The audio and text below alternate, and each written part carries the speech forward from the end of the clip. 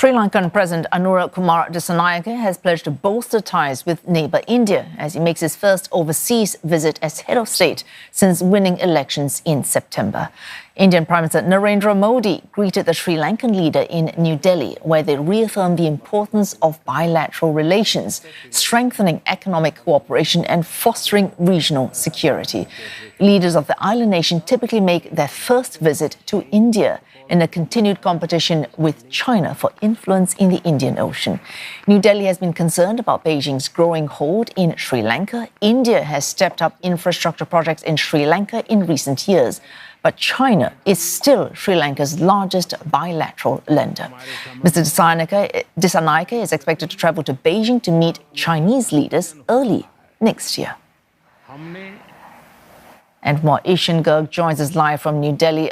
Ishan, of course, long-term goals for both these countries, but what were the key outcomes from this meeting?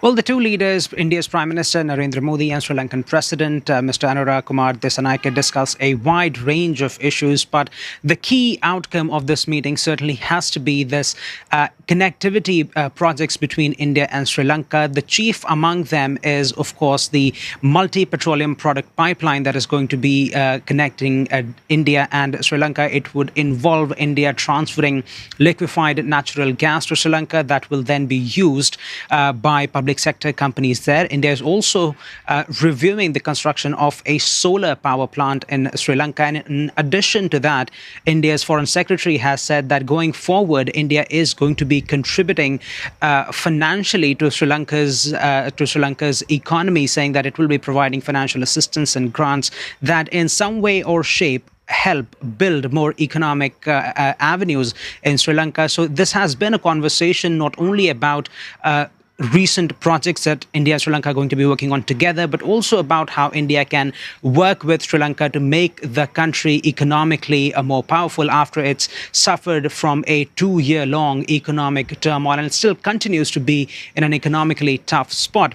But apart from that, there was a bit of signaling from Sri Lanka's side as well, which could be crucial for New Delhi to see, as President Dissanayake said that he will ensure that Sri Lanka's land is not used for anything that might be concerning to New Delhi. And that, of course, could be seen as a nod to this power struggle in the Indian Ocean between India and China, as both countries want to exert influence over the region. That could calm some nerves in New Delhi, with India wanting to maintain the Indian Ocean as its own backyard. Apart from that, the two countries also discussed some mutual issues. Chief among them was, of course, the rights of fishermen from India's state of Tamil Nadu to cross over into Sri Lanka without being arrested. And Sri Lanka has said that those cases will be seen more leniently. India's Prime Minister Narendra Modi also raised the issues of rights of Tamilians living in Sri Lanka and has said that he hopes that that minority in Sri Lanka will be taken care of. Oh, thanks to Ishan Garg, of course, Sri Lanka's president making India his first stop since winning office. Sri Lanka, Ishan Garg live there from New Delhi.